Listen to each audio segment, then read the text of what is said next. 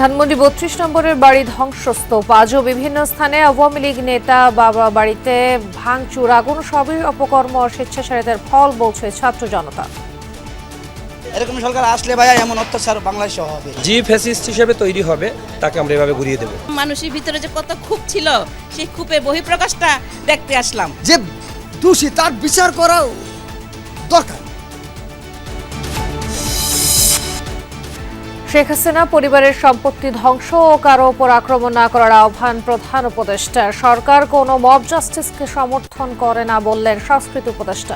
আমরা কোনো ধরনের মব জাস্টিসে বিশ্বাস করি না এবং পুলিশ এবং আইনশৃঙ্খলা রক্ষাকারী বাহিনী এই বিষয়ে সচেতন আছে। আমরাও জনগণের কাছে আহ্বান জানাতে চাই যে এখন আমাদের রাষ্ট্র বিনির্মাণের সময়। ষড়যন্ত্র মোকাবেলায় কর্মীদের সজাগ থাকার আহ্বান বিএনপি নেতাদের। গুলশানের স্থায়ী কমিটির বৈঠকে সমসাময়িক ইস্যুতে আলোচনা। রাজধানীতে ছাত্র শিবিরের বর্ণাঢ্য শোভাযাত্রা। শেখ হাসিনা পালিয়েও দেশে অস্থিরতা সৃষ্টি করতে চান অভিযোগ জামায়াত আমিরের। তারা পালিয়ে গিয়েও দেশকে অস্থির করার জন্য মাঝে মধ্যেই উস্কানিমূলক কর্মকাণ্ড করে থাকে। বিচার ও জনপ্রশাসন সংস্কারে রাজনৈতিক ঐকমত্য নিয়ে সন্দিহান বিশ্লেষকরা। সব সুপারিশ বাস্তবসম্মত নয়, দুর্নীতি দলীয়করণ বন্ধের উদ্দেশ্য সফল হবে না। এতে জনগণের কোনো লাভ হবে বলে আমি মনে করি না। আমাদের এই সুপারিশ একেবারেই গ্রহণযোগ্য না।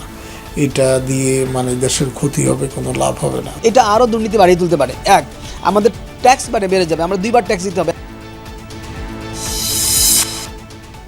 এবার বইমেলায় সিসিমপুর না থাকায় হতাশ শিশুরা। সন্ধ্যার আগেই মেলায় ঢল নামে পাঠক দর্শনার্থীদের।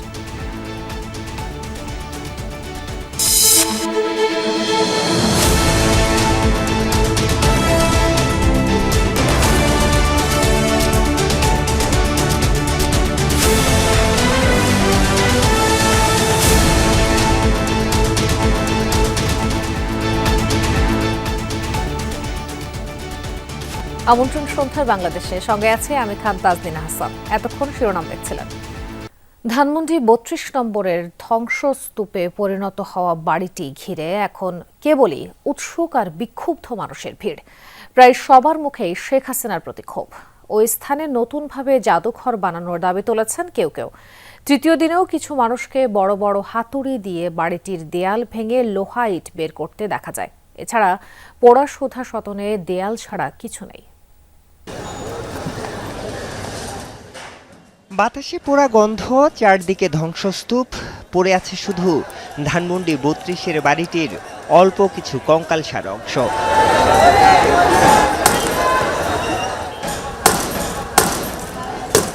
তবুও থেমে নেই বিক্ষুব্ধ জনতার ক্ষোভের বহিঃপ্রকাশ। বড় বড় হাতুড়ি শাবল দিয়ে ভেঙে ফেলা হচ্ছে অবশিষ্ট দেয়াল, খুলে নেওয়া হচ্ছে প্রতিটি ইট আর রড। এদেশে হিন্দু থাকবে, মুসলমান থাকবে, বৌদ্ধ খ্রিস্টান সকলে থাকবে, সিঁদুর থাকবে, হিজাব থাকবে, থাকবে না শুধু ফ্যাসিবাদ। আগামী প্রজন্ম, আগামীর বাংলাদেশের জন্য আমাদের একটা মেসেজ, যে ফ্যাসিস্ট হিসেবে তৈরি হবে তাকে আমরা এভাবে ঘুরিয়ে দেব। এরকম সরকার জানি ভাইয়া বাংলাদেশ আশা করি না আসুক। এরকম সরকার আসলে ভাইয়া এমন অত্যাচার বাংলাদেশে হবে। গেল 3 দিন ধরেই চলছে শেখ মুজিবুর রহমানের ঐতিহাসিক এই বাড়িটি ভেঙে ফেলার কাজ। ভোরের আলো ফুটতেই শত শত মানুষ সেখানে ভিড় করছেন। ক্ষোভের সাথে আছে মিশ্র প্রতিক্রিয়াও। আমি আশা করব যে আওয়ামী লীগ বা তাদের যারা নেতৃস্থানীয় লোক আছে এই ভুলটাকে তারা শিক্ষা নিয়ে তাদের দলকে সংগঠিত করে দেশের জনগণের জন্য কাজ করবে। আমি চেয়েছিলাম আমার সন্তানকে নিয়ে এখানে আসতে, এটা একটা জাদুঘর ছিল, কিন্তু আমার সুযোগ হয় নাই। কিন্তু আজকে যে অবস্থায় দেখতে পাচ্ছি, এটা সত্যি মনের মাঝে খুব কষ্টকর বিষয়। এখন ভবিষ্যতের যে প্রজন্ম, ওরা এই ৩২ নম্বরের ইতিহাসটা অন্যরকমভাবে জানবে। আসলে অতিরিক্ত কোনো জিনিস যে ভালো না, সেটার প্রমাণই ৩২ নম্বর। বেলা বাড়ার সাথে সাথে বাড়তে থাকে জনতার এই ভিড়। এর মধ্যেই পাশের এই নির্মাণাধীন ভবন ঘিরে ক্ষণে ক্ষণে ছড়িয়ে পড়ে গুজব। কেউ বলছেন আয়নাঘর, কেউ বলছেন বেসমেন্ট। এখানে আসি আয়নাঘর, শুনছি যে আয়নাঘর পাওয়া গেছে। আয়নাঘর দেখার উদ্দেশ্যে আমি এখানে আইছি। আসলে ওটা একটা ভূগর্ভস্থ একটা পার্কিং, একটা তেমন কিছু পাওয়া যায় না। এটা বেসমেন্টে কিন্তু আবার গোলাকৃতি গাঁথা আছে। কালকে আমি আসছিলাম, দেখছিলাম এই গোলাকৃতি গাঁথা কিন্তু আবার অনেক নিচে পর্যন্ত, তাই না? তো এটাকে কি বলা হয়, আয়নাঘর বলা হয় না? হাইরাইজ বিল্ডিংয়ে অবশ্যই পার্কিংয়ের জন্য থাকে, আন্ডারগ্রাউন্ড থাকে। তো ওখানে 2টা লেভেল আছে, বেসমেন্ট 1, বেসমেন্ট 2, তার নিচে কিন্তু আর কিছু নাই। একই পরিণতি হয়েছে ধানমন্ডির সুধা সদনের। অবশিষ্ট কিছু না থাকলেও এ বাড়ি থেকেও দরজা, জানালা, লোহার গ্রিল সহ বিভিন্ন জিনিস নিয়ে যাচ্ছে ছিন্নমূল মানুষ। মানুষের ভিতরে যে কত ক্ষোভ ছিল, সেই ক্ষোভের বহিঃপ্রকাশটা দেখতে আসলাম। এই ধ্বংসস্থল করার দরকার নাই, যে দোষী তার বিচার করা দরকার। গণ অভ্যুত্থানের মুখে পালিয়ে যাওয়া শেখ হাসিনার প্রয়াত স্বামী ডক্টর ওয়াজেদ মিয়ার বাড়ি ছিল এটি। একটা সময় এখান থেকে রাজনৈতিক কর্মকাণ্ড পরিচালনা করতেন শেখ হাসিনা। বুধবার ধানমন্ডির 32-এর সাথে পুড়িয়ে দেয়া হয় এই বাড়িটিও। আরিফুর রহমান সবুজ, যমুনা নিউজ, ঢাকা। ধানমন্ডি 32 নম্বরে আছেন সহকর্মী সৌরভী সায়দা, তার কাছে যাব সরাসরি। সৌরভী, এখন ধানমন্ডি 32-এর পরিস্থিতি, সার্বিক পরিস্থিতি কেমন দেখছেন? হ্যাঁ তাজনীন, এখন আমরা আছি ধানমন্ডি 32 নাম্বার। এখানকার সর্বশেষ পরিস্থিতি যদি আমি আপনাকে দেখাই, যে ভাঙন কার্যক্রম এখনো চলমান রয়েছে, কিন্তু এখানে উৎসুক জনতার ভিড় অনেক বেশি। ছুটির দিন হওয়ায় রাজধানীর বিভিন্ন অঞ্চল থেকে উৎসুক জনতার ভিড় আমরা দেখতে পাচ্ছি। দর্শক, জনারসে বিলীনের পথে ধানমন্ডির 32 নম্বর শেখ মুজিবুর রহমানের বাড়ি। গত দুদিন আগে এই ভবনের একাংশ ভাঙা হয়েছে। যদি বলি, আজকে সকাল থেকে এই ভাঙন কার্যক্রম চলমান রয়েছে এবং এখনো এই ভাঙন কার্যক্রম চলমান রয়েছে। উৎসুক জনতার এই ভবন ভাঙা দেখতে বিভিন্ন এলাকা থেকে উৎসুক জনতার ভিড় এবং বেশি। বাড়ির অংশ থেকে বিভিন্ন জায়গা থেকে রড, সিমেন্ট কেটে নিচ্ছে। তারা বলছেন যে ভবন ভাঙার জন্য দায়ী হচ্ছে শেখ হাসিনা নিজেই। স্বৈরাচারী শাসন ব্যবস্থা, পাশাপাশি জুলাইয়ে গণহত্যা চালিয়েছে শেখ হাসিনা। এছাড়া ভারতে পালিয়ে যাওয়ার পর থেকে দেশকে অস্থিতিশীল করার চেষ্টার কারণে মানুষের ক্ষোভ থেকে এ ধরনের কর্মসূচি। আজকে আমরা এখানে বুলডোজার কর্মসূচি না দেখলেও আমরা দেখি যে বড় বড় হাতুড়ি নিয়ে এ ভবন ভাঙা চলছে এবং ভবন ভাঙার পর বিভিন্ন ধরনের জিনিসপত্র, রড, সরঞ্জাদি নিয়ে যাচ্ছে উৎসুক ছাত্র জনতা। শেখ হাসিনা অনলাইন ভাষণের প্রতিবাদে দেশব্যাপী বুলডোজার কর্মসূচির ঘোষণা দেন বিক্ষুব্ধ ছাত্র জনতা। তারই প্রেক্ষিতে ভেঙে ফেলা হয় বঙ্গবন্ধু শেখ মুজিবুর রহমানের এই স্মৃতি জাদুঘর। এদিকে সারা ধন্যবাদ সৌরভী। দেশের বিভিন্ন স্থানে আজও আওয়ামী লীগ নেতাদের বাড়ি, দলীয় কার্যালয় এবং শেখ মুজিবুর রহমানের ম্যুরাল ভাঙচুরের ঘটনা ঘটেছে। এছাড়া ভাঙচুরের পর যেসব স্থাপনার মালামাল খুলে নিচ্ছেন স্থানীয়রা, ভ্যানে করে সেসব নিয়ে বিক্রি করছেন ভাঙাড়ির দোকানে।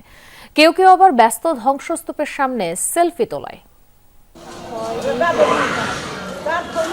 ভবনের বেশিরভাগ অংশই ভেঙে চুরমার, অগ্নিকাণ্ডের সাক্ষী দেয়ালগুলো। নওগাঁয় সাবেক খাদ্যমন্ত্রী সাধনচন্দ্র মজুমদারের বাড়িতে এখনও রয়েছে পোড়া গন্ধ।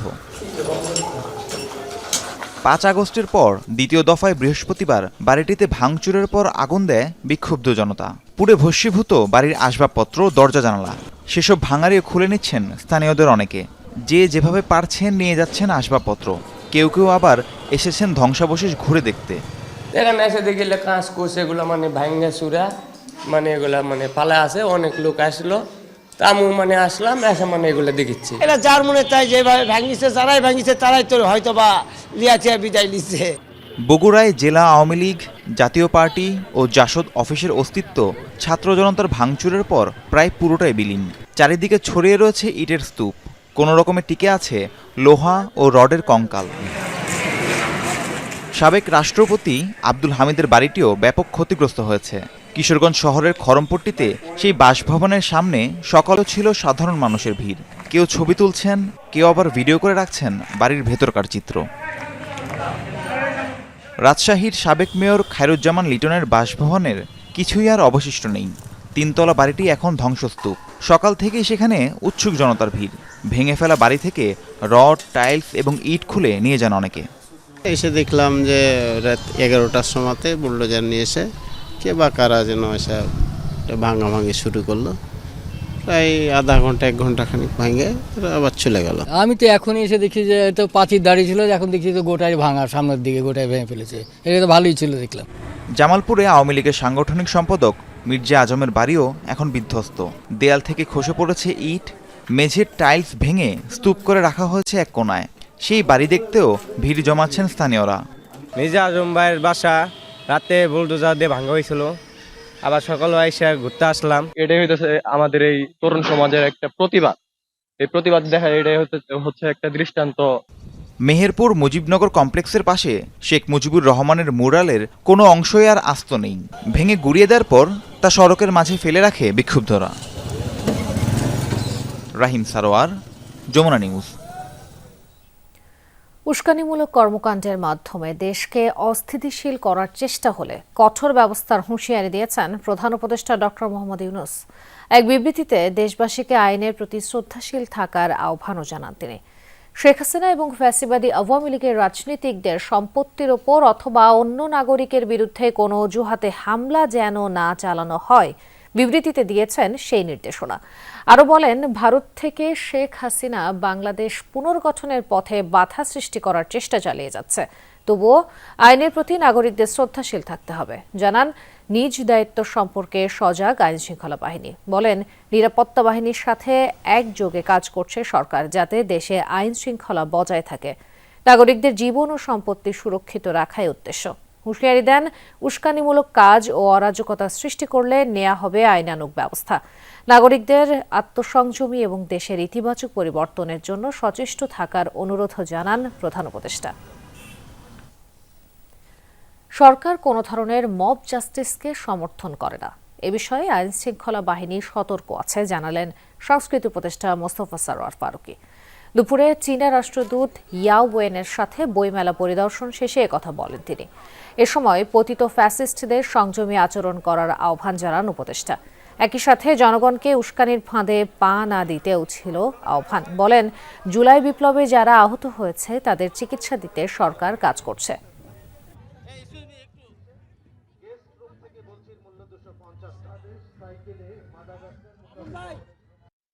আমরা কোনো ধরনের মব জাস্টিসে বিশ্বাস করি না এবং পুলিশ এবং আইনশৃঙ্খলা রক্ষাকারী বাহিনী এই বিষয়ে সচেতন আছে। আমরাও জনগণের কাছে আহ্বান জানাতে চাই যে এখন আমাদের রাষ্ট্র বিনির্মাণের সময়, এবং সবাইকে, যেরকম আমাদের দেশে যখন প্রায় 5ই আগস্ট পরে 15 দিন পুলিশ ছিল না, আমরা সবাই সবার পাশে এসে দাঁড়িয়ে কিন্তু নিজেদেরকে নিজেরা রক্ষা করেছি। আমরা এখনও সেই সময়টা পার হইনি, অর্থাৎ আমাদেরকে এখনও সজাগ থাকতে হবে, সচেতন থাকতে হবে। আওয়ামী লীগকে ভুল স্বীকার করে বিচারের সম্মুখীন হওয়ার আহ্বান জানিয়েছেন বৈষম্য বিরোধী ছাত্র আন্দোলনের আহ্বায়ক হাসনাত আব্দুল্লাহ।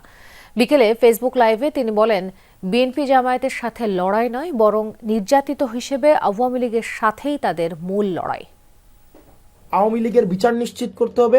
আওয়ামী লীগকে পলিটিক্যালি, এই আদর্শ নিয়ে পলিটিক্যাল ফাংশন আর কোনোভাবেই কখনোই করতে দেওয়া হবে না। পরবর্তী দেশটাকে আমাদেরকে এগিয়ে নিয়ে যেতে হবে। আমাদের দেশের আমরা এই যে ভাবাদর্শিক সংঘর্ষের ঊর্ধ্বে উঠে আমরা একটা সার্ভিস ওরিয়েন্টেড, একটা অ্যাকাউন্টেবল স্টেটের দিকে আমরা নিতে চাই, এবং আমাদের যে সমস্যাগুলো রয়েছে এই সমস্যাগুলো অ্যাড্রেস করে আমরা কার্ড ফিগার আর চাই না। রাজনৈতিক দল হিসেবে আওয়ামী লীগকে নিষিদ্ধ করার বিষয়ে সরকার শিগগিরই পদক্ষেপ নেবে বলে জানিয়েছেন স্থানীয় সরকার উপদেষ্টা আসিফ মাহমুদ সজীব ভুঁইয়া। তিনি বলেন, এটা অত্যন্ত ইতিবাচক যে আওয়ামী লীগ নিষিদ্ধ করার ব্যাপারে রাজনৈতিক দলগুলোর মধ্যেও এক ধরনের ঐকমত্য তৈরি হচ্ছে।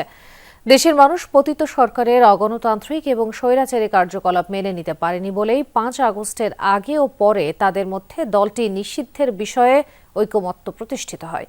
রাজনৈতিক দলগুলোর মধ্যে এমন ঐকমত্য তৈরি হলে সরকারের জন্য যে কোনো সিদ্ধান্ত বাস্তবায়ন করা সহজ হবে বলে জানান তিনি। শুক্রবার বার্তা সংস্থা বাসাসকে দেয়া বিশেষ সাক্ষাৎকারে এসব কথা বলেন উপদেষ্টা আসিফ মাহমুদ।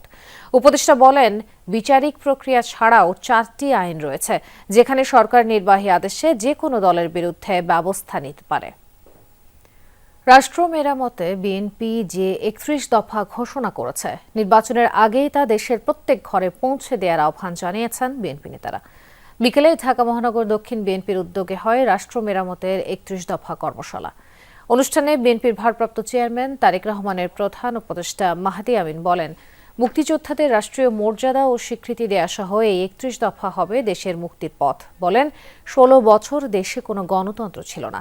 সকল প্রতিষ্ঠানকে দলীয়করণ করে ফ্যাসিবাদ কায়েম করেছিল আওয়ামী লীগ। এ সময় ঢাকা মহানগর দক্ষিণ বিএনপি সিনিয়র সদস্য ইশরাক হোসেন বলেন, একটি পক্ষ বিএনপির বিরুদ্ধে ষড়যন্ত্র শুরু করেছে। তারা বিএনপিকে চাঁদাবাজ হিসেবে প্রতিষ্ঠার চেষ্টা করছে। সকল অন্যায় ষড়যন্ত্র মোকাবেলায় সজাগ থাকতে কর্মীদের প্রতি আহ্বান জানান তিনি।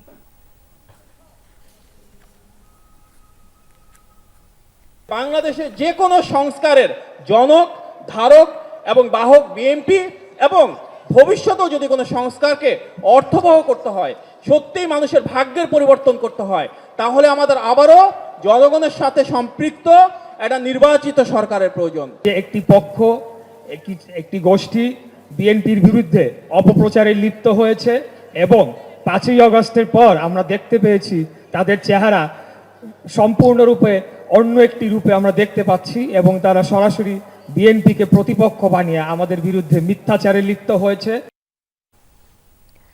এদিকে গুলশানে বিএনপি চেয়ারপারসনের কার্যালয়ে দলের স্থায়ী কমিটির বৈঠক অনুষ্ঠিত হয়েছে। ভার্চুয়ালি যোগ দিয়েছেন বিএনপির ভারপ্রাপ্ত চেয়ারম্যান তারেক রহমান ও মহাসচিব মির্জা ফখরুল ইসলাম আলমগীর। এছাড়া বৈঠকে যোগ দেন স্থায়ী কমিটির সদস্য ডক্টর খন্দকার মোশাররফ হোসেন, জমিরুদ্দিন সরকার, মির্জা আব্বাস, আমির খসরু মাহমুদ চৌধুরী, নজরুল ইসলাম খান, গয়েশ্বর চন্দ্র রায়, সালাউদ্দিন আহমেদ, সেলিমা রহমান, হাফিজ উদ্দিন আহমেদ ও AJM জাহিদ হোসেন। বেলা 11:30টায় শুরু হয়ে বৈঠকটি শেষ হয় দুপুর 1টায়। জানা গেছে, বৈঠকে ধানমন্ডির 32-এ শেখ মুজিবের বাড়ি ভাঙা, সংস্কার কমিশনের রিপোর্ট এবং সমসাময়িক রাজনীতি নিয়ে আলোচনা হয়েছে। তবে বৈঠকের সিদ্ধান্ত এখনো আনুষ্ঠানিকভাবে জানায়নি বিএনপি। 48তম প্রতিষ্ঠাবার্ষিকী উপলক্ষে রাজধানীতে বর্ণাঢ্য শোভাযাত্রা করল ইসলামী ছাত্র শিবির। ঢাকা বিশ্ববিদ্যালয়ের কেন্দ্রীয় মসজিদের সামনে থেকে শুরু করে শাহবাগ মৎস্য ভবন, জাতীয় প্রেস ক্লাব হয়ে পল্টন মোড়ে শেষ হয় শোভাযাত্রাটি। যোগ দেন জামায়াতের সহকারী সেক্রেটারি জেনারেল রফিকুল ইসলাম খান, ছাত্র শিবিরের কেন্দ্রীয় সভাপতি জাহিদুল ইসলাম ও সেক্রেটারি নুরুল ইসলাম। শোভাযাত্রায় শিবিরের ঢাকা মহানগর উত্তর, দক্ষিণ, পূর্ব, পশ্চিমের নেতাকর্মীরা যোগ দেন। ঢাকা বিশ্ববিদ্যালয় সহ বিভিন্ন শিক্ষা প্রতিষ্ঠানের নেতাকর্মীরাও ছিলেন শোভাযাত্রায়। ফ্যাসিবাদ মুক্ত বাংলাদেশ বিনির্মাণের প্রত্যয় জানান শিবির কর্মীরা। ফ্যাসিবাদের দোসররা পালালেও দেশকে অস্থির করার ষড়যন্ত্রে লিপ্ত, এই মন্তব্য করেছেন জামায়াতের আমির ডাক্তার শফিকুর রহমান। নারায়ণগঞ্জে জেলা ও মহানগর জামায়াতে আয়োজিত সমাবেশে তিনি বলেন, দেশ নিয়ে আর কোনো ষড়যন্ত্র সহ্য করবে না মানুষ। প্রায় 4 দশক পর নারায়ণগঞ্জে জামায়াত ইসলামীর সমাবেশ। খণ্ড খণ্ড মিছিল নিয়ে ওসমানী পৌর স্টেডিয়ামে জড়ো হন বিপুল সংখ্যক নেতাকর্মী।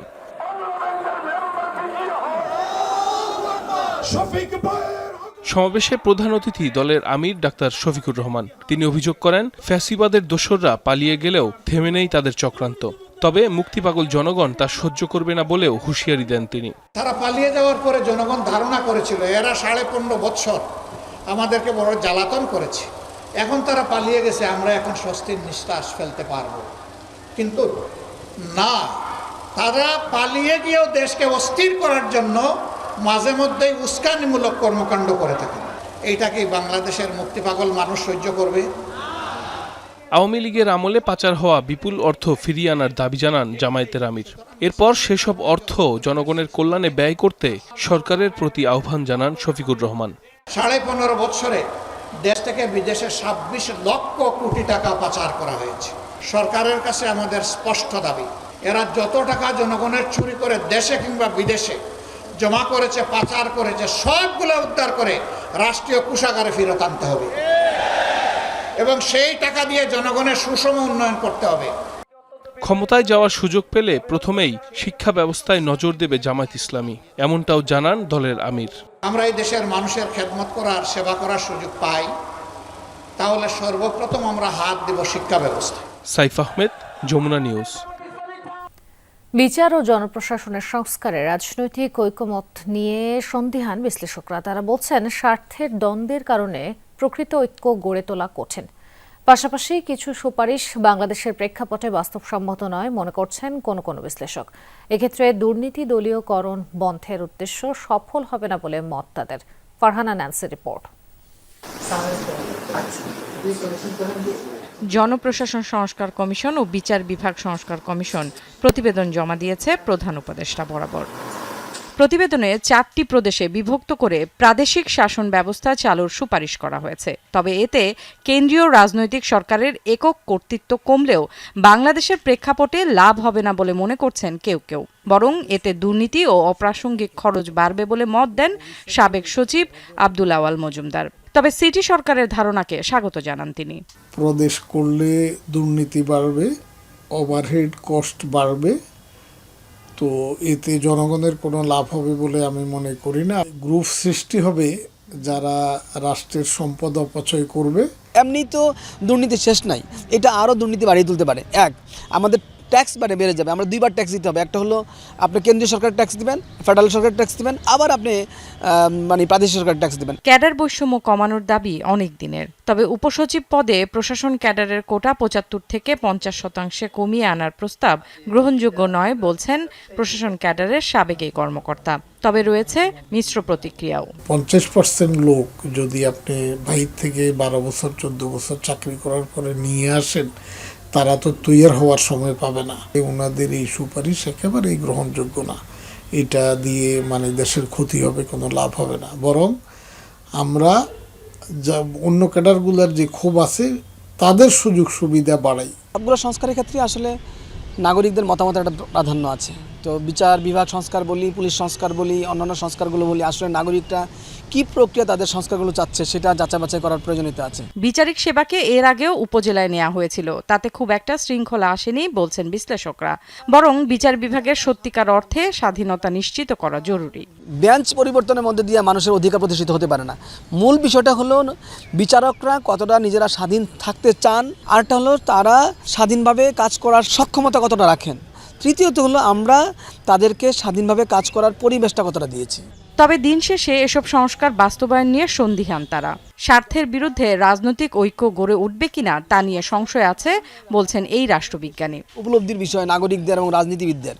আসলে মূল সমস্যাটা তৈরি হয়তো রাজনীতিবিদদের জায়গা থেকে, প্রশাসনিক যিনি প্রধানমন্ত্রী থাকেন, প্রেসিডেন্ট থাকেন এবং তার মন্ত্রীদের জায়গা থেকে। ওনারা কিভাবে এই বিচার বিভাগকে আর হস্তক্ষেপ করবেন না এবং করতে পারবেন না, এই মেকানিজম কিভাবে উদ্ভাবন করা যায়, সেটাই কিন্তু এই সংস্কার কমিশনের মূল লক্ষ্য হওয়া উচিত। সেক্ষেত্রে দরকারি সংস্কার নিশ্চিত করতে সামাজিক চাপ বাড়ানোর পরামর্শ তাদের। এটা পুনঃচিন্তা করা দরকার আছে। Farhana Nancy, Jamuna news, Dhaka. প্রধান উপদেষ্টা বুলডোজার কর্মসূচি বন্ধ করার কথা বললেও তা বন্ধ হয়নি। শহীদ মিনারের এক অনুষ্ঠানে মন্তব্য করেন নাগরিক ঐক্যের সভাপতি মাহমুদুর রহমান মান্না। পৃথক অনুষ্ঠানে গণ অধিকার পরিষদের সভাপতি নুরুল হক নূর বলেন, বিপ্লবের নামে নৈরাজ্য সৃষ্টি করা হচ্ছে। প্রকাশ্যে সহিংসতা কিংবা অভ্যুত্থানের চেতনা বিক্রি করে দল ও দখলবাজি সমর্থনযোগ্য নয় এ মন্তব্য তার। জলকামান ব্যবহার করে শাহবাগে বাংলাদেশ সরকারি কর্মচারী দাবি আদায় পরিষদের পদযাত্রা ছত্রভঙ্গ করে দেয় পুলিশ।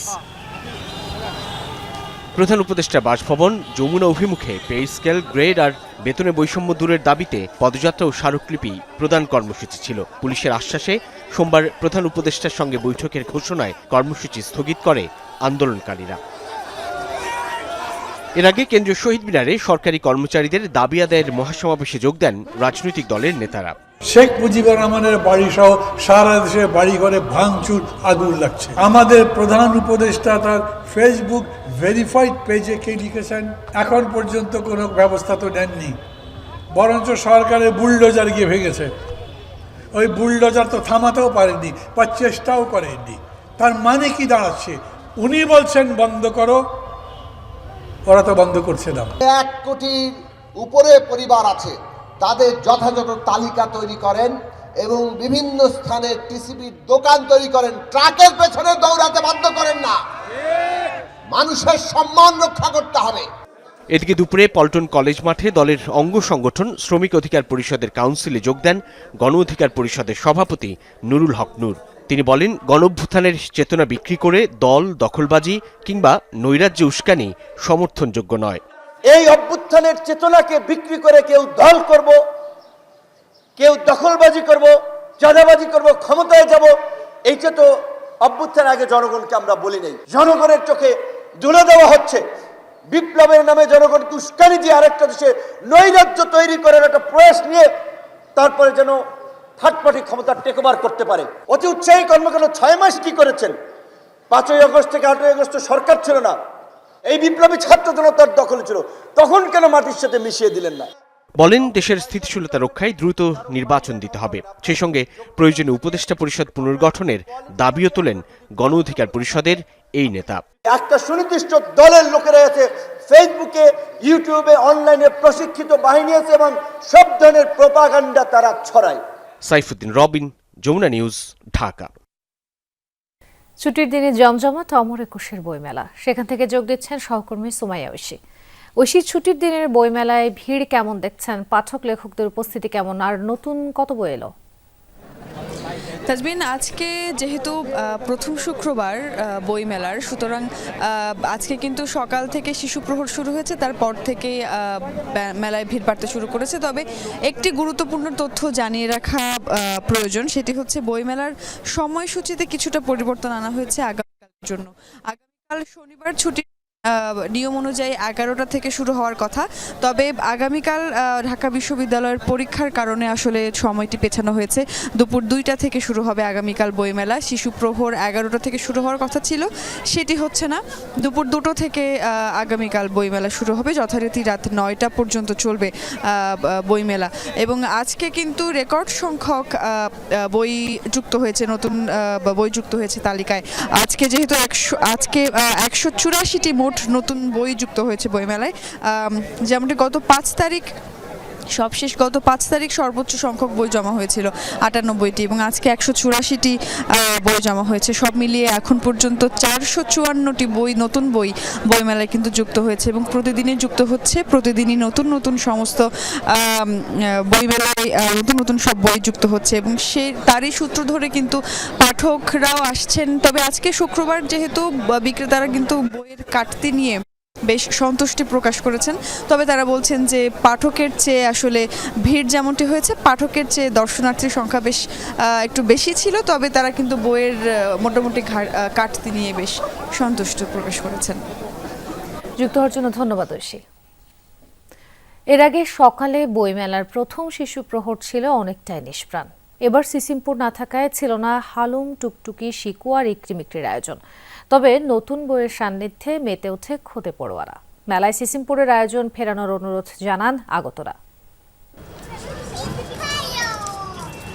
বই তো বটেই, শিশু প্রহরের মূল আকর্ষণ সিসিমপুর। টুকটুকি, হালুম, শিকুর মজার সব গল্প শুনতে মা বাবার হাত ধরে বইমেলায় ছুটে যায় শিশুরা। নাচে গানে শেখে অনেক কিছু। তবে এবছরের বইমেলা হতাশ করেছে শিশু ও অভিভাবকদের, কারণ শিশু প্রহরে নেই সিসিমপুরের আয়োজন। হালুম টুকটুকির সাথে কথা বলবে, একটু দেখবে, সাথে সিসিমপুরের রঙিন রঙিন বইগুলো ঘরে নিয়ে যাবে। সিসিমপুরের টুকটুকি আর হালুমের সাথে একটু খেলতে এসেছিল, ওরা এখন নাই, তাই আমার মন খারাপ। গতবার সিসিমপুর দেখে ভালো লেগেছিল, এবার ভালো লাগছে না। আমি রিকোয়েস্ট করছি যে সিসিমপুরটা যেন পরের বছর আবার হয়। ঘড়ির কাঁটা ঘুরতেই শিশু চত্বরে বাড়ে ভিড়, কিন্তু আগামী সপ্তাহে সিসিমপুরের অনুপস্থিতি প্রভাব ফেলতে পারে আশঙ্কা বিক্রেতাদের। এবারই প্রথম ছোট্ট পরিসরে শিশুদের জন্য বুদ্ধিবৃত্তিক নানা আয়োজন নিয়ে এসেছে শৈশব। সিসিমপুর এটা যে অনুষ্ঠানটা, ওই অনুষ্ঠানটা হচ্ছে না, এটার জন্য একটু সবার মাঝে হচ্ছে একটু বিরূপ প্রতিক্রিয়া দেখা যাচ্ছে। আমরা অনেকগুলো সেগমেন্ট নিয়ে কাজ করছি, যেমন হচ্ছে বাচ্চাদের ড্রয়িংয়ের একটা সেগমেন্ট, যে নিজের মতো করে একটু ড্রয়িং করবে, একটু স্কেলেটন সম্পর্কে শিখবে, ছোটো শেপস মেলাচ্ছে। আমরা স্যান্ড প্লে নিয়ে কাজ করছি, ওয়াটার প্লে নিয়ে কাজ করছি, কিছু সায়েন্সের এক্সপেরিমেন্ট করছি। নতুন বইয়ের গন্ধ আর রঙের পাতায় মন খারাপ অবশ্য বেশিক্ষণ স্থায়ী হয়নি খুদে পাঠকদের। কেউ হতে চান নভোচারী, কেউ বা লেখক, আবার কেউ রূপকথার রাজ্যে চায় ঘুরতে। বিজ্ঞান সম্পর্কে গল্প, তারপরে হচ্ছে ভূতের রহস্য, তারপরে গণিত ইত্যাদি বই পড়তে আমার পছন্দ। উপন্যাস টাইপের বই কিনতে, বিভিন্ন ধরনের গোয়েন্দা কাহিনী, সায়েন্স ফিকশন টাইপের, প্যারাডক্সিক্যাল সিরাজ কেনার ইচ্ছা আছে। সবচেয়ে পছন্দ আমার রূপকথার গল্পের বই, ভূতের গল্পের বই, বিজ্ঞানের গল্পের বই, এসব বই আমার খুবই পছন্দ। লেখকদের মতন করে লেখার চেষ্টা করি, তারা যেভাবে বইয়ের গল্পগুলো শুরু করেছে, যেভাবে শেষ করেছে, ওভাবে আমি তাদেরকে অনুসরণ করার চেষ্টা করি। আমার ইচ্ছা আছে বড় হয়ে তাদের মতন একজন বিখ্যাত লেখক হওয়ার। ঢাকা বিশ্ববিদ্যালয়ে ভর্তি পরীক্ষার জন্য 8 ও 15 ফেব্রুয়ারি এই দুদিন থাকবে না শিশু প্রহর। লাভলি বিথি, যমুনা নিউজ, ঢাকা। আইনশৃঙ্খলার বাহিনী বুলডোজার কর্মসূচির খবর কেন সরকারকে জানায়নি এমন প্রশ্ন রেখেছেন বিএনপির স্থায়ী কমিটির সদস্য গয়েশ্বর চন্দ্র রায়। বলেন, শেখ হাসিনা উস্কানিমূলক কথা বললেও তাতে গুরুত্ব দেওয়া ঠিক হবে না। রাষ্ট্র পরিচালনায় নির্বাচিত সরকারের কোনো বিকল্প নেই। বিকেলে রাজধানী ডিপ্লোমা ইঞ্জিনিয়ার্স ইনস্টিটিউশনের রাষ্ট্র পরিচালনায় নির্বাচিত সরকারের গুরুত্ব নিয়ে আলোচনা সভায় একথা বলেন তিনি। প্রশ্ন রেখে বলেন, শেখ হাসিনা উস্কানিমূলক কথা বললে কেন তাতে পা দিব। গয়েশ্বর বলেন, আইন জনগণ হাতে তুলে নিতে পারে না। যারা এমন কাজ করেছে তাদের বিচার করতে হবে। এ সময় বলেন, শেখ হাসিনা পালিয়ে যাওয়ার পর এই সরকার গঠিত হয়েছে। এই সরকারকে তত্ত্বাবধায়ক সরকারের বিকল্পভাবে দেখা যায়। সরকার সংস্কার নিয়ে ব্যস্ত, কিন্তু সংস্কারের জন্য নির্বাচিত সরকার প্রয়োজন বলে মন্তব্য করেন তিনি। বিক্ষুব্ধ জনতা কারা? আইন শৃঙ্খলা বাহিনী কোথায়? এমন একটা ঘটনা বুলডোজার ভাড়া করা হয়, বাংলাদেশের গোয়েন্দা সংস্থা কি করছে? তারা কি সঠিক সময় সঠিক রিপোর্টটা সরকারকে দেয় নাই? যদি না দিয়ে থাকে তাদের জবাবদিহিতে আনা যায় না। আইন যদি সাধারণ মানুষের হাতে উঠে যায় তখন প্রশাসন হয় অকার্যকর, আর প্রশাসন যখন অকার্যকর হয় তখন সেই সরকারের অস্তিত্ব কখনো টিকে থাকতে পারে না। নরসিংদীর রায়পুরায় আধিপত্য বিস্তারকে কেন্দ্র করে শান্তা ইসলাম নামে এক নারীকে গুলি করে হত্যা করা হয়েছে। এ সময় ভাঙচুর করা হয়েছে ইউপি চেয়ারম্যানের বাড়িতে। দুপুরে রায়পুরা উপজেলার শ্রীনগর গ্রামে এ ঘটনা ঘটে। স্থানীয়রা জানায়, আধিপত্য বিস্তার নিয়ে দীর্ঘদিন ধরে শ্রীনগর ইউপি চেয়ারম্যান নিয়াজ মোর্শেদ খান রাসেল ও সোহেল ভেন্ডারের মধ্যে বিরোধ ছিল। এরই জেরে সোহেল ভেন্ডারের নেতৃত্বে সন্ত্রাসীরা ইউপি চেয়ারম্যানের বাড়িতে হামলা চালায়। চেয়ারম্যানকে না পেয়ে তার পরিবারের সদস্যদের উপর গুলি চালায় হামলাকারীরা। এতে গুলিবিদ্ধ হন ইউপি চেয়ারম্যানের চাচাতো ভাইয়ের স্ত্রী শান্তা। পরে তাকে উদ্ধার করে রায়পুরা উপজেলা স্বাস্থ্য কমপ্লেক্সে নিয়ে গেলে চিকিৎসক মৃত ঘোষণা করেন। খবর পেয়ে ঘটনাস্থল পরিদর্শন করেছে পুলিশ। মরদেহ ময়নাতদন্তের জন্য নরসিংদী সদর হাসপাতালের মর্গে পাঠানো হয়েছে। নারায়ণগঞ্জের ফতুল্লা থানা স্বেচ্ছাসেবক দলের যুগ্ম আহ্বায়ক মামুন হোসাইনকে গুলি করে হত্যা করেছে দুর্বৃত্তরা। স্বজনরা জানিয়েছেন, ফোন করে ডেকে নিয়ে হত্যা করা হয়েছে তাকে। পুলিশের ধারণা, পূর্বশত্রুতা বা রাজনৈতিক বিরোধের জেরে এই হত্যাকাণ্ড। এর মধ্যে সিসি ক্যামেরার ফুটেজ দেখে দুই যুবককে শনাক্তের কাজ চলছে। জড়িতদের ধরতে কাজ করছে একাধিক টিম। ফতুল্লার পূর্ব লালপুর রেললাইন এলাকা। সিসি ক্যামেরার ফুটেজে দেখা যায়, শুক্রবার ভোররাতে হুডি জ্যাকেট পরা দুই যুবক এগিয়ে যাচ্ছে একটি ইট বালু সিমেন্টের ব্যবসা প্রতিষ্ঠানের দিকে। কিছুক্ষণ পর দৌড়ে পালিয়ে যায় তারা। এরপরই সেই প্রতিষ্ঠানের মালিক ও ফতুল্লা থানা স্বেচ্ছাসেবক দলের যুগ্ম আহ্বায়ক মামুন হোসেনকে গুলিবিদ্ধ অবস্থায় উদ্ধার করা হয়। পরে হাসপাতালে মারা যান তিনি।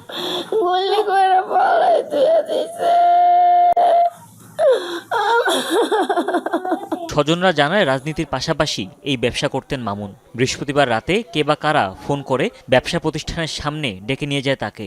এরপরই খবর আসে গুলিবিদ্ধ হওয়ার। ভাত দিচ্ছি, ভাত খাওয়ার পরে কে জানি ফোন দিল। ফোন কথা বললো না কি জানি না, সঠিক বলতে পারি না। জানাদা ডাক দিছে, নম্বর আপনারা ডাকে। আমার খাওয়ায় খাওয়ায় ভাত খাওয়ায়, এরপর আমার পাল্টা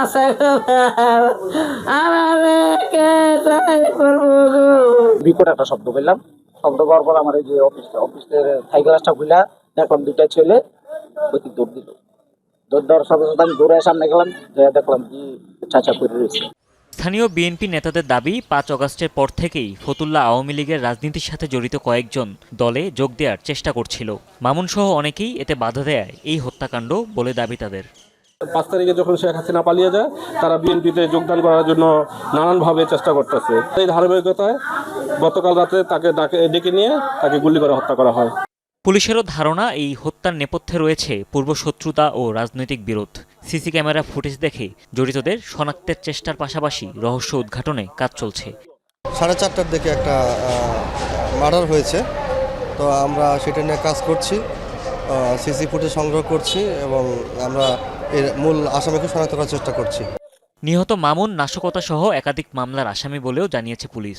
এর আগে 2 দফা গ্রেপ্তারও হয়েছিলেন তিনি। হুমায়ুন রশিদ, যমুনা নিউজ। অভিনেত্রী মেহের আফরোজ শাওন অভিনেত্রী সোহানা সাবাকে ছেড়ে দিয়েছে ডিবি পুলিশ। বিকাল 4টার দিকে পরিবারের জিম্মায় তাদের ছেড়ে দেওয়া হয়। এর আগে দিনভর দুই অভিনেত্রীকে জিজ্ঞাসাবাদ করা হয় ডিবি কার্যালয়ে। বৃহস্পতিবার রাতে ধানমন্ডি থেকে মেহের আফরোজ শাওনকে জিজ্ঞাসাবাদের জন্য ঢাকা মহানগর গোয়েন্দা কার্যালয়ে নেওয়া হয়। ডিবি প্রধান রেজাউল করিম মল্লিক জানান, হেফাজতে রেখে তাকে রাষ্ট্রবিরোধী ষড়যন্ত্রের ব্যাপারে জিজ্ঞাসাবাদ করা হয়।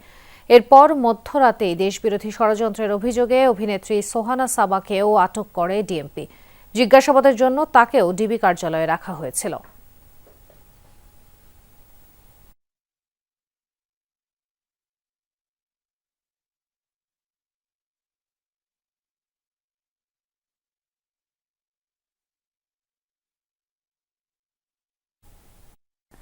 গাজায় যুদ্ধবিরতির মধ্যেই হামলা চালিয়েছে ইসরায়েলি সেনারা। বুধবার 24 ঘণ্টায় তেল আবিবের হামলায় কমপক্ষে 2 ফিলিস্তিনির মৃত্যু হয়েছে। এ সময় আহত হয়েছে আরও 4 জন। বৃহস্পতিবার এক বিবৃতিতে তথ্য নিশ্চিত করেছে ফিলিস্তিনি কর্তৃপক্ষ। তবে হামলার বিষয়ে এখনও কোনো মন্তব্য করেনি ইসরায়েল। গত 19 জানুয়ারি গাজায় যুদ্ধবিরতি কার্যকর হয়। চুক্তি অনুযায়ী প্রথম ধাপে 42 দিন বন্ধ থাকবে হামলা। পাশাপাশি মুক্তি পাবে 33 ইসরায়েলি জিম্মি ও কয়েকশো কারাবন্দী ফিলিস্তিনি। হামাস জানিয়েছে এরই মধ্যে শুরু হয়েছে যুদ্ধবিরতির দ্বিতীয় ধাপের আলোচনা। এই ছিল আজকের সন্ধ্যার বাংলাদেশের আয়োজনে। এতক্ষণ আমাদের সাথে থাকার জন্য ধন্যবাদ।